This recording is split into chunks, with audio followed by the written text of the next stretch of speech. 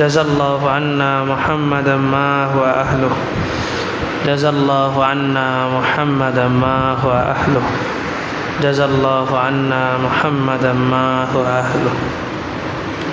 সকালের ফজরের পরের এই আমলগুলা মাগরিবের পরেও করবেন।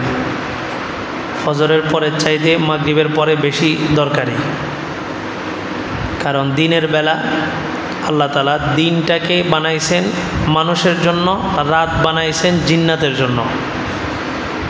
দোনোটাই আল্লাহর মাখলুক, দোনোটাই আল্লাহর ইবাদত করবে। আর হাসরের মাঠে এই দুইটারই হিসাব হবে, পশু পাখির হিসাব হবে না।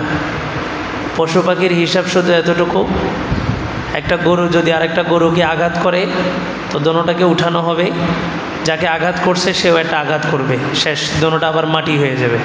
কোনো জান্নাত জাহান্নাম নাই। জান্নাত জাহান্নাম শুধুমাত্র মানুষ এবং জিন, এই দুই শ্রেণীর জন্য আল্লাহ তাআলা করছেন। আর এই জিনকে আল্লাহ তাআলা বানাইছেন অদৃশ্য, তবে মানুষের অনুগত। মানুষের উপরে সে কর্তৃত্ব করতে পারবে না যদি মানুষ আল্লাহর হুকুম পালন করে। মানুষ যদি আল্লাহর হুকুম পালন না করে তো জিন না, একটা কুকুরও মানুষের উপরে রাজত্ব করবে। কুকুর, মানুষ দৌড়াইতেছে কেন? বলে যে কুকুর দৌড়াইতেছে, এই জন্য দৌড়াইতেছে। তো আল্লাহর হুকুম যদি না মানে, সবচেয়ে নিকৃষ্ট মাখলুক যেটা, ওইটাও মানুষের উপরে কি করতে পারবে? কর্তৃত্ব করতে পারবে।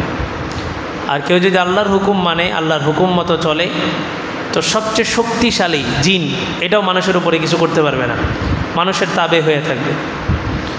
তো দিনটা মানুষের জন্য আর রাত হচ্ছে জিন্নাতের জন্য। আল্লাহ বলেন ওয়াজআলনা নাহারা মাআশা, আমি তোমাদের জন্য দিনটাকে বানাইছি জীবিকা উপার্জনের মাধ্যম। ওয়াজআলনা লাইলা লিবাসা, আর রাতকে বানাইছি তোমাদের পোশাক হিসাবে, অর্থাৎ রাতে বিশ্রাম, রাতে কিছু করো না, এশা নামাজ পড়েই সাথে সাথে ঘরে ঢুকে যাও। আর দেখবেন বেশিরভাগ জিন্নাতের প্রভাব বিস্তার হয় মাগরিবের সময়টাতে।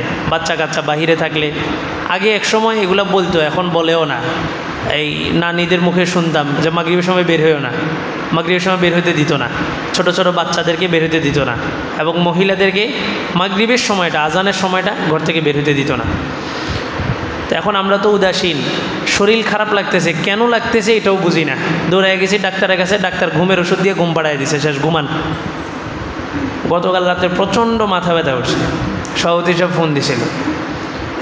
তা আব্বু ছিল বাসায়, তো ওই 3 কুল পইরা গা দম করছে, দেখলাম যে স্বাভাবিক হয়ে গেছে। তো আমার এক ফুফা আছে কবিরাজ, ভিতরে বাজারে বসেন, ফোন দিছে, বলে যে জাদু জাদু আছে না, জাদু করা হয়েছে, জাদু। ইদানিংয়ের ভিতরে নামাজে ভুলে যাই, বয়ান ভুলে যাই, পড়া ওরকম একটা মনে থাকে না, কথা ওরকম একটা যেগুলো ঠিক করে আসে মনে থাকে না। সেহের জাদু, এটার বাস্তবতা আছে, এটা আপনি বিশ্বাস করতে কষ্ট হইতেছে, কিন্তু এটার বাস্তবতা আছে। এই যে মুহিবুল্লাহ নামে একটা লোক, এক ইমাম সাহেবকে গাজীপুর থেকে যে অপহরণ করে নিয়ে গেছে, এই লোকটা এখন পাগলের মতো ঘুরতেছে, একজন খতিব পাগলের মতো ঘুরতেছে। ওনার বিষয়গুলো নিয়ে যাচাই বাছাই করলাম, দেখলাম যে ওনার বাম চোয়াল অথবা ডান চোয়াল থেকে দাড়ি কেটে নিয়ে গেছে, মানে এক মুষ্টি দাড়ি এখান দিয়ে কেটে নিয়ে গেছে, বাকি দাড়িগুলো ঠিক আছে, এই জায়গা থেকে দাড়ি কেটে নিয়ে গেছে। আচ্ছা, দাড়ির সাথে যদি শত্রুতামি থাকতো তাহলে তো দাড়ি সবগুলোই কেটে ফেলতো, অল্প একটু জায়গা থেকে দাড়ি নিছে কেন? যারা কালো জাদু করে, ব্ল্যাক ম্যাজিক করে, এরা কাউকে বশ করতে হইলে হয়তো তার কাপড় চোপড় লাগবে, অথবা তার চুল লাগবে, অথবা তার দাড়ি লাগবে, অথবা শরীরের কোনো না কোনো কিছু লাগবে জাদু করতে হইলে। এটা যারা জাদু করে তাদের মূল একটা থিওরি আর কি, যাকে ব্ল্যাক ম্যাজিক করবে তার শরীরের কিছু না কিছু অংশ তার লাগবে। এই মুহিবুল্লাহ তার এই জায়গা থেকে, খতিব বড় একজন আলেম মাওলানা মুহিবুল্লাহ সাহেব, ওনার এই জায়গা থেকে দাড়ি কেটে নিয়ে গেছে। মূলত এই দাড়ির মাধ্যমেই ওনাকে জাদু করা হয়েছে। আর ওনাকে পরপর 2 সপ্তাহে 2টা চিঠি দেওয়া হয়েছে জুমার মিম্বরে। চিঠিতে লেখা আছে যে এই ইমামকে রাস্তায় পাগল বানায় ঘুরানো হবে। তো একজনকে রাস্তায় পাগল বানায় ঘুরানোর জন্য এই কালো জাদু, বান মারে বলে না, এই বান ছাড়া সম্ভব না, এটার বাস্তবতা আছে। নারীরা কি করে দেখবেন, আপনি খোঁজ নিয়ে দেখবেন, আপনারা তো জানেনও না, আপনার ঘরের লোকও এই কাজগুলো করতেছে। এই যে চুল আশ্রায় না, চুল আশ্রায় চুল বিক্রি করে, অথচ এটা হারাম সম্পূর্ণ। ফেরিওয়ালারা আসে, ফেরিওয়ালারা আইসা এই নারীদেরকে বলে চুল দিলে তোমার 5, 6, 10,000 টাকাও কিনে, এবং চুল দিলে আপনাকে পাতিল দিবে, চুল দিলে আপনাকে এটা দিবে ওটা দিবে। তো ওদেরকে জিজ্ঞেস করেন চুল দিয়ে কি বানাও, বলবে যে ব্রাশ বানাই, ব্রাশ। মিথ্যা কথা এটা, এগুলা দিয়ে জাদু করা হয়। এই নারীদের এই সমস্ত চুল দ্বারা জাদু করলে জাদুটা শক্তিশালী হয়। জিন জাতির দুষ্ট জিন যেগুলা খারাপ, এগুলা থাকে বাথরুমে, থাকে নর্দমার ভিতরে, থাকে খালে বিলে। এদের কাছে মানুষের যে দুর্গন্ধযুক্ত জিনিস আছে, ঘামানো গেঞ্জি, তারপরে নারীদের ভিতরের কাপড়গুলো এবং নারীদের ঋতুস্রাবের যে রক্তটা, এগুলো তো দুর্গন্ধ। এগুলা ওই জিন জাতির জন্য আল্লাহ তাআলা আকর্ষণ করে দিছে। আকর্ষণ কেন করছে? মানুষ যেন শৃঙ্খলার ভিতরে আসে। মানুষ উচ্ছৃঙ্খল, কাপড় চোপড় ময়লা বাথরুমে রেখে আসছে, মাসকে মাস পরে আসে, এই জিন জাতি ওইটার ঘ্রাণ নেয়। এটা তো দুর্গন্ধ, কিন্তু তার জন্য এটা সুঘ্রাণ। এক জিনের সাক্ষাৎকার নিছে, এক নারীকে ধরছে, কবিরাজ তার সাক্ষাৎকার নিছে, কীভাবে ধরছ? তো বলে যে সে তার এই গোপন যে পোশাকগুলো আছে এগুলো সে ধোয় না, এগুলো সে বাথরুমে রেখে আসতো। আমি ওই ঘোলার ওই দুর্গন্ধ কাপড়ের ঘ্রাণ নিয়ে আমি তার প্রতি আকৃষ্ট হয়েছি। তা আপনি খোঁজ নিয়ে দেখবেন আপনার বাসার ভিতরে এই কাজগুলো হইতেছে। বাসার নারী মহিলা অসুস্থ, দিনকে দিন অসুস্থ থাকে। কেন অসুস্থ? কত ডাক্তার দেখায়, কোনো চিকিৎসা নেই। এগুলো খারাপ জিনের একটা প্রভাব থাকে। নারীরা চুল বিক্রি করে, ইসলামে সুস্পষ্টভাবে এটা হারাম। আমরা যে রক্ত দিই না হাসপাতালে, রক্ত ফি সাবিলিল্লাহ দিতে হবে। কেউ যদি রক্ত দিয়ে বলে আমাকে 1000 টাকা দেন, এটা হারাম। কারণ মানুষের অঙ্গ প্রত্যঙ্গ, এটা কার? এটা কার? আল্লাহ। আল্লাহর জিনিস আপনি বিক্রি করতে পারবেন? মসজিদ কার? তো মসজিদ আপনি বিক্রি করতে পারবেন? তা আমার রক্ত, চক্ষু সব কিছু কার? আল্লাহর। এটা বিক্রি করাও কি নাই? জায়েজ নেই। হ্যাঁ, আপনি রক্ত দিছেন, একজন খুশি হয়ে আপনাকে বললো যে ভাই তুমি আমার বিপদে উপকার করছো, তোমাকে আমি 10,000 টাকা হাদিয়া দিলাম, এটা জায়েজ। এটা জায়েজ, এটা সমস্যা নেই। কিন্তু কন্ট্যাক্ট করে, চুক্তি করে আমি একটা চোখ দিব, অনেকে কিডনি বিক্রি করে, এই টাকার অভাবে কিডনি বিক্রি করে, এটা হারাম, নাজায়েজ, এবং আখেরাতে কঠিনভাবে এটা জবাব দিতে হবে। হ্যাঁ, মানুষ মারা গেছে, মারা যাওয়ার পরে তো তার পার্টসগুলোর প্রয়োজন নেই, তখন একটা ফতুয়া আছে যে অন্য মানুষের কল্যাণার্থে তাকে পোস্টমর্টম করা জায়েজ আছে। ঢালাওভাবে যে কেউ মারা গেলে পোস্টমর্টম করা হবে, এটা ইসলামে হারাম। কারণ এটাকে লাশ বিকৃতি করা হয়, লাশকে কাইটা বিকৃতি করা হয়। এখন মনে করেন আমি মারা গেছি, আমার 2টা কিডনি আছে, আমার মায়ের একটা কিডনি নষ্ট হয়ে গেছে। তখন শরীয়ত বলে যে আমি যেহেতু মারা গেছি, আমি যেহেতু চলে গেছি, আমার এই কিডনি দুটোটার কোনো কাজ নাই, এগুলো নষ্ট হয়ে যাবে, তো আমার একটা কিডনি কাইটা আমার মায়ের জন্য বের করতে পারবে, এটা জায়েজ আছে। কিন্তু ঢালাওভাবে যে কেউ মারা গেলে প্রশাসন তো এখন যেভাবেই মারা যাক পোস্টমর্টম করাতে বাধ্য। অথচ আমরা জানিও না যে পোস্টমর্টমের মাধ্যমেই কত কোটি কোটি টাকার বিজনেস তারা করে ফেলতেছে। চোখ নিয়ে যেতেছে, কিডনি দিয়ে নিয়ে যেতেছে, এগুলো কোটি কোটি টাকা বিক্রি করতেছে। তো নারীদেরকে শক্তভাবে এটা দমন করবেন। এই যে চুল বিক্রি করা, চুল এরা ইচ্ছা করে চুল আসরা প্রতিদিন, কেন বলে যে ওই চুলগুলো জমা হইলে এগুলো বিক্রি করে। এগুলোর মাধ্যমেই কালো জাদু করা হয়। অনেক সময় দেখবেন আপনার কাপড় রাখছেন, কাপড়ে কোনো এক জায়গা দিয়ে কাটা, আপনার বিষয়টা স্বাভাবিকভাবে নেবেন না। এই আপনার কাপড় কাইটেই আপনার এখান থেকে নিয়ে কি করতেছে, আপনাকে বশ করতেছে। এটা সাধারণ মানুষের কথা বলতেছি না, আমাদের মতো দিনদার ফ্যামিলিগুলোর কথা বলতেছি, হুজুরদের ফ্যামিলির কথা বলতেছি। এই সমস্ত ফ্যামিলিগুলোতে এগুলো হইতেছে, তাহলে আপনার ফ্যামিলিতে কেন হবে না? জাদু এটা আছে, বান এটা আছে। এজন্য সকালবেলার এই আমলটা সকালে যতটা গুরুত্ব দিবেন, রাত্রে তার চাইতে বেশি গুরুত্ব দিবেন মাগরিবের পরে, কারণ রাত্রেই তাদের উৎপাত বেড়ে যায়। আল্লাহু আকবার। আর আমার জন্য একটু খাসভাবে দোয়া করবেন, অনেকগুলো পেরেশানি একসাথে হয়ে গেছে, আল্লাহ তাআলা যেন হেফাজত করেন।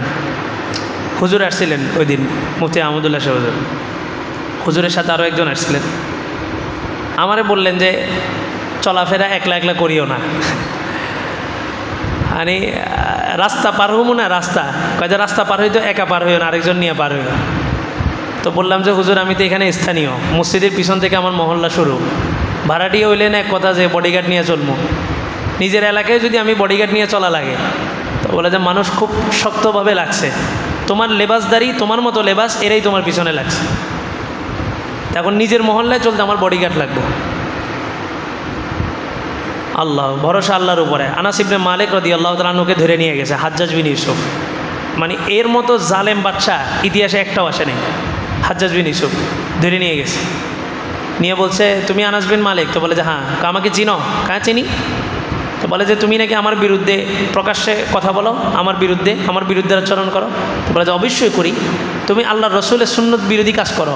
তুমি জুবাইর ইবনে আওয়াম এত বড় একজন সাহাবিকে তুমি মাইরা কাইটা লাশ চৌরাস্তার মোড়ে ঝুলায় রাখছো, একজন বদরি সাহাবি মানে যার ব্যাপারে জান্নাতের গ্যারান্টি, তোমার মতো জালেম তুমি তাকে হত্যা করছো। তো তোমার বিরুদ্ধে বলবো না কার বিরুদ্ধে বলবো? তো হাজ্জাজ বিন ইউসুফ বলে, মানে এত বড় কথা হাজ্জাজ বিন ইউসুফের সামনে দাঁড়ায় বলছে। মন্ত্রীরা বলতেছে শেষ করে দেন, ওরে তাড়াতাড়ি শেষ করে দেন। উজিররা, একটা জালেম তখনই জালেম হয় যখন তার অধীনস্থরা তাকে জালেম বানায়। একজন সরকার জালেম হয় কখন? যখন তার মন্ত্রী মিনিস্টাররা তাকে কি করে? জুলুমের জন্য প্রশ্রয় দেয়। মন্ত্রী মিনিস্টাররা যদি বলতো যে আপনি এই কাজটা করিয়েন না, এটা জুলুম, তাহলে ওই কিন্তু একক ব্যক্তি এত বড় জুলুম করার সাহস পায় না। তো বলে যে মন চাইতেছে তো কিছু করি। আনাস ইবনে মালিক বলেন যে তুমি আমার একটা পশমও বাঁকা করতে পারবে না, কিচ্ছু করতে পারবে না। তো বলে যে কেন? বলে যে আমার রসুল আমাকে একটা দোয়া শিখাই দিয়ে গেছেন, এই দোয়া যদি আমি কেউ পড়ে তো আল্লাহ তাআলা তাকে পুরা পৃথিবীর সমগ্র মানুষও যদি তার বিপক্ষে দাঁড়ায় আল্লাহ তাআলা তাকে হেফাজত করবেন, কিচ্ছু করতে পারবে না। হাজ্জাজ বিন ইউসুফ কাঁপতেছে, একজন জালেম বাদশা, প্রতাপশালী বাদশা, সে কাঁপতেছে, কাঁপতে কাঁপতে বলতেছে দোয়াটা কি আমাকে শিখাইবা? বলে যে না, এই দোয়ার উপযুক্ত তুমি না। তুমি যদি এই দোয়ার উপযুক্ত হইতা তাহলে তোমাকে আমি শিখাইতাম, কিন্তু এই দোয়ার উপযুক্ত তুমি না। যার তার কাছে কি স্বর্ণ রাখা যায় নাকি? যে উপযুক্ত তার কাছে বলা যায় দোয়া। আনাস ইবনে মালিক চলে গেছেন দরবার থেকে, পুলিশ অ্যারেস্ট করে নিয়ে আসছিল আর কি, চলে গেছে। যাওয়ার পরে মন্ত্রী মিনিস্টাররা হাজ্জাজ বিন ইউসুফরে বলল, আপনাকে তো এভাবে কোনো দিন ভীত সন্ত্রস্ত হইতে দেখলাম না, কত বড় বড় সাহাবীর আপনি কাজ করে ফেলছেন, আনাস ইবনে মালিকের সামনে আপনি এইভাবে কাঁপতেছেন। তো বলে যে আনাস ইবনে মালিক যখন আমার দরজা দিয়ে ঢুকছে আমি দেখলাম যে তার পিছনে দুইটা বিশাল বিশাল বাঘ আমাকে এভাবে থাবা দিয়ে রাখছে। মানে আমি ওর সাথে যখনই গরম হয়ে কথা বলতেছি ততই বাঘগুলো মনে হইতেছে আমার উপরে আক্রমণ করবে, হামলা করবে। আনাস ইবনে মালিককে জিজ্ঞাসা করা হয়েছে যে দোয়াটা কি? দোয়ায় আনাস ইবনে মালিক উইকিপিডিয়াতে সার্চ দিলে দোয়াটা পাবেন, বিশাল দোয়া। গত আমলে স্বৈরাচারী যখন এই গুলি বর্ষণ করতেছে, এই 3 তারিখ মনে হয় জুমা হয়েছে, 3 তারিখ জুমার দিন আমি এটা কাগজ সবাইরে দিছিলাম, আরবি দোয়া এবং বাংলা উচ্চারণ সহ। দোয়াটা অনেক বড়, সংক্ষেপ দোয়া হইল আল্লাহু আল্লাহু রব্বি লা উশরিকু বিহি শাইআ। আল্লাহু আল্লাহু রব্বি লা উশরিকু বিহি শাইআ, আল্লাহই আমার রব, আমি রবের সাথে কাউকে শিরক করি না। এই দোয়াটা পড়ে থাকেন, একটা পুরা পৃথিবীর সমস্ত মানুষও যদি আপনার বিপক্ষে দাঁড়ায় কিচ্ছু করতে পারবে না। তো এই দোয়ার উপর আমল করতেছি। আর আল্লাহ নিজেই বলে দিয়েছেন কুল লা ইউসিবানা ইল্লা মা কাতাবাল্লাহু লানা হুয়া মাওলানা ওয়া আলাল্লাহি ফালিয়াতাওয়াক্কালিল মুমিনুন। এই রাসূল আপনি তাদেরকে বলেন লা ইউসিবানা, কিছুই করতে পারবে না, ইল্লা মা কাতাবাল্লাহু লানা, যতটুকু আল্লাহ লিখে রাখছেন। হ্যাঁ, ধৈর্য আমারে মাইরা একদম সদর হাসপাতালে 3 রাস্তার মোড়ে আমারে ঝুলিয়ে দিছে, তো কি মনে করতে হবে? এটাই আল্লাহ তাআলার ফয়সালা ছিল, কোনো মানুষ এটা করতে পারবে না। যদি বাস্তবেই এরকম কোনো কিছু হয়ে থাকে তো এটা আল্লাহর ফয়সালা। ইল্লা মা কাতাবাল্লাহু লানা, আপনি বলেন হুয়া মাওলানা, তিনি আমার মনিব, ওয়া আলাল্লাহি ফালিয়াতাওয়াক্কালিল মুমিনুন, তোমরা যাই করো, তোমরা আমার সবাই আমার পক্ষে চলে আসলেও আল্লাহর উপরেই ভরসা, তোমরা সবাই বিপক্ষে চলে গেলেও আল্লাহর উপরে ভরসা। আল্লাহু আকবার। আল্লাহ তাআলা যেন হেফাজত করেন। বিসমিল্লাহির রহমানির রহিম। قال رب أنى يكون لي غلام وقد بلغني الكبر وامرأتي عاقر قال كذلك الله يفعل ما يشاء। সূরা আলে ইমরান 40 নম্বর আয়াত। আলোচনা ছিল জাকারিয়া আলাইহিস সালাম মেহরাবের ভিতরে নামাজ পড়তেছিলেন, আর ফেরেশতা খুশিতে আত্মহারা হয়ে নামাজের ভিতরেই চিৎকার দিয়েছে, আন্নাল্লাহা ইউবাশশিরুকা বিয়াহইয়া মুসাদ্দিকাম বিকালিমাতিম মিনাল্লাহ। এই জাকারিয়া, তোমাকে আল্লাহ তাআলা সুসংবাদ দিতেছে যে তোমার একটা সন্তান হবে, সন্তানের নামও কী হবে সেটাও বলে দিছে, ইয়াহইয়া। তো উনি নামাজের ভিতরে সেজদায় চলে গেলেন, নামাজ শেষ করে বললেন কলা, তিনি বললেন রব্বি, হে আমার রব, আন্না ইয়াকুনু লি গুলাম, আমার সন্তান হবে, আমি জাকারিয়া সন্তান হবে, ওয়াকাদ বালাগনিয়াল কিবার, অথচ আমি বৃদ্ধ, আমার বয়স 80 ঊর্ধ্ব, 100+, আমার সন্তান হবে। আচ্ছা মানলাম আমি বয়স্ক হইলে আমি তো পুরুষ, কিন্তু ওয়ামরাআতি আকির, আমার স্ত্রী হচ্ছে বন্দা। বন্দা বুঝেন? বন্দা নারী বলা হয় যার কোনো বাচ্চা হয় না, এটাকে শরীয়তের ভাষায় বলে আয়েসা। আয়েসা মানে নৈরাশ। আয়েসাতুন আরবি শব্দ, এটার অর্থ হলে নৈরাশ হয়ে যাওয়া, মানে ঋতুস্রাব যেই নারীর বন্ধ হয়ে গেছে তাকে বন্ধা নারী বলে। আর ঋতুস্রাব যার বন্ধ হয়ে গেছে তার আর কোনোদিন কী হবে না, সন্তান হবে না। এটা সান্নে আয়েসা বলে, মনে করেন 65 পার হইলে নারীদের ঋতুস্রাব বন্ধ হয়ে যায়, তখন আর বাচ্চা হওয়ার সম্ভাবনা নাই। তো জাকারিয়া আলাইহিস সালাম বললেন, আমি বয়স্ক, আমার বয়স হয়ে গেছে, অমরাতি আগের, আমার বিবি বন্দা, এর উপরে আমার সন্তান হবে। আল্লাহ বললেন, ক্বালা কাযালিকা আল্লাহু ইয়াফআলু মা ইয়াশা, এটা আল্লাহর ইচ্ছা, আল্লাহ যা চান তাই করেন। ওয়াল্লাহু ফাআলুল লিমা ইউরিদ, আল্লাহ যেটা চান ওইটাই বাস্তবায়ন হবে। আপনি একটা প্ল্যান করছেন, আমি একটা প্ল্যান করছি, আপনার প্ল্যান ভিন্ন, আমার প্ল্যান ভিন্ন, কিন্তু বাস্তবায়ন হবে কার প্ল্যান? আল্লাহর প্ল্যান। ক্বালা রব্বি জাআললি আয়া, তো তিনি বললেন, আল্লাহ আমার যে সন্তান হবে, এখনও তো হয় নাই, আচ্ছা আমার যে সন্তান হবে আমার জন্য একটা নিদর্শন দেন, একটা নিদর্শন, যে কোনো একটা নিদর্শন, আমি বুঝবো যে হ্যাঁ আমার একটা সন্তান হবে, বা কি করব।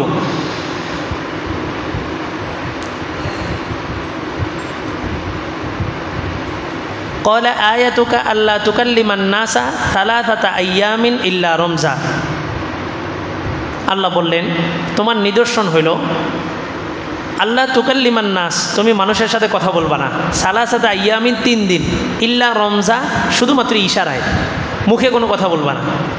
ওয়াজকুর রব্বাকা কাসীর, তুমি তোমার রবের জিকির করো, ওয়াসাব্বিহ, তাসবিহ পাঠ করো, বিল আশি ওয়াল ইবকার, সকালে এবং সন্ধ্যায়। এই যে দেখেন আমল, যে কোনো তাসবিহ আল্লাহ তাআলা দিছেন সকালে এবং সন্ধ্যায়, সকালে এবং সন্ধ্যায়। যেই আমলটাই ফজরের পরে পড়ার কথা বলছেন, ওই আমলটাই আবার সন্ধ্যায় পড়ার কথা বলছেন, সকাল সন্ধ্যা। এই 2 শিফটে ফেরেশতা পরিবর্তন হয় জমিনের। সকালে একটা টিম আসে, এরা বিকাল পর্যন্ত নোট করে আমলনামা। সকালে যে টিমটা আসে, এই টিমটা আইসা ফজরের নামাজ পড়ে, ফজরের নামাজে একত্রিত হয়, কোরআনে আয়াত আছে, একত্রিত হইয়া ফজরের নামাজের মুসল্লিদের নাম লিস্টি করে, এবং ফজর থেকে নিয়ে মাগরিব পর্যন্ত কি কি হয়েছে সব কিছু লিস্টি করে মাগরিবের আজানের পূর্ব মুহূর্তে যখন সূর্য ডুবে যায়, তখন এই ফেরেশতাদের টিমটা উপরে চলে যায়। এনারা যাওয়ার সাথে সাথে আরেকটা টিম আসে, ওই টিম আইসা ফজরের নামাজ পড়ে, ফজরের নামাজ থেকে মাগরিবের নামাজ পড়ে, মাগরিব থেকে নিয়ে ফজর পর্যন্ত কোন বান্দা কোথায় কি আমল করছে না করছে সব কিছু লেখে। লেখা এই টিমটা ফজরের নামাজের সময় ফজরের নামাজ পড়া তারপরে যায়। তাহলে আগের টিমটা আইসা কোন নামাজ পড়ছে? ফজরের নামাজ, তো তাদের খাতায় উঠছে কি? ফজরের নামাজ। আবার যেই টিমটা দ্বিতীয় টিম, এটা গেছে কখন? ফজরের নামাজের পরে, তো তাদের খাতাও কি উঠছে? ফজরের নামাজ। তা আল্লাহ তাআলা বলেন 2 খাতায় যেহেতু 2 বার ফজরের নামাজ উঠছে, তো ফজরের নামাজ বান্দা পড়বে একবার, কিন্তু তার সব আমি দান করব 2 বার সব দান করবেন, ডাবল সব। তো এই ফেরেশতাদের পরিবর্তনটা হয় সকালে এবং সন্ধ্যায়। এই তাদের পরিবর্তনের সামান্য যে গ্যাপটা থাকে, এই গ্যাপটা মাগরিবের সময় হালকা, কারণ ফজরের সময় তো এক টিম আসছে, ওই টিমও উপস্থিত, দোনো টিম উপস্থিত, ফজরের নামাজের পরে এক টিম চলে গেছে, গ্যাপ আছে নাই। কিন্তু ওই যে মাগরিবের সময় সামান্য সময় ফেরেশতা নামতেছে আর উঠতেছে, এখানে সামান্য একটা গ্যাপ আছে। এই গ্যাপের মধ্যে শয়তান আপনাকে কি করতে পারে? কাবু করতে পারে। এই জন্য আল্লাহ বলছেন সকালে একবার তাসবিহগুলো পাঠ করো, বিকেলে একবার পাঠ করো।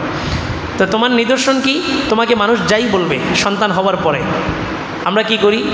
অমুকে আমার নামে এটা বলছে, অমুকে আমার নামে এটা বলছে না, আচ্ছা ঠিক আছে, অমুকে এটা এটা করছে, তুমি জানো যে আমার নামে এটা বলছে, সে এটা এটা করছে। এবার তার কাছে আবার খবর গেছে, এবার সে বলে আচ্ছা আমার এই গোপন কথা ফাঁস করে দিছে, তো এবার শুনো তারও একটা গোপন কথা আছে, ফাঁস করে দিলাম। তো বিষয়টা কি কমছে না বাড়ছে? বাড়ছে। তর্কে বিষয় কোনো দিন সমাধান হয় না, তর্কে বিষয় কি হয়? বাড়ে। আল্লাহ বলেন তোমার সর্বপ্রথম নিদর্শন হইল সন্তান হওয়ার সাথে সাথে আল্লাহ তুকাল্লিমান নাসা সালাসাতা ইয়ামিন ইল্লা রমজা, 3 দিন কারোর সাথে কোনো কথা নেই, চুপ, একদম চুপ। একই বিধান মারিয়াম আলাইহিস সালামের যখন ঈসা ইবনে মারিয়াম হয়েছে, ঈসা আলাইহিস সালাম বাপ নাই, বাপ ছাড়া সন্তান হয়েছে, ওনাকেও আল্লাহ তাআলা বলছেন তুমি কি করবা? চুপ থাকবা। কয়দিন? 3 দিন। তার মানে বোঝা গেল যে কোনো ঘটনা যখন ঘটে গরম থাকে কয়দিন? 3 দিন। কোরআনের আয়াত থেকে বিষয়টা বোঝা গেছে। আপনার ঘটনা আপনার নামে বলা হলে আপনি চুরি করছেন, হ্যাঁ, আপনিও এটার প্রতিবাদে একবারে মাঠে নেমে গেছেন, চুরি করি নেই, তো ঘটনাটা কি দমছে না বাড়ছে?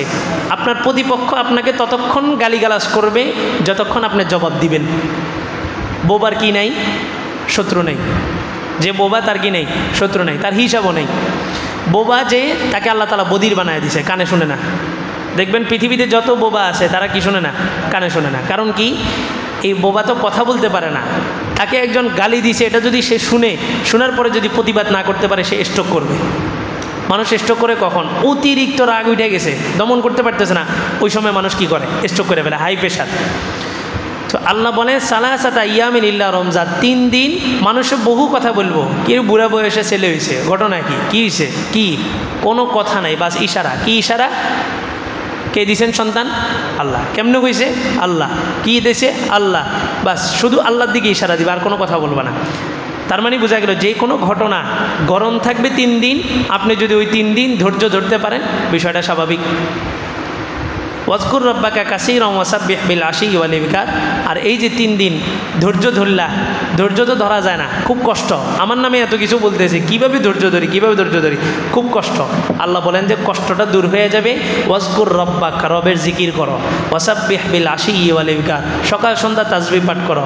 তোমার এত টেনশন কিসের? তোমার ব্যাপারে তোমাকে যে গালি দিছে, আমি ফেরেশতা নিয়োজিত করছি ওই গালির জবাব দেওয়ার জন্য। তা আমার পক্ষ থেকে ফেরেশতা জবাব দিতেছে, আর টেনশন কিসের? আল্লাহ তাআলা যে কথাগুলো বলা হয়েছে, বলনেওয়ালা শুননেওয়ালা সকলকে আমল করার তৌফিক দান করুন।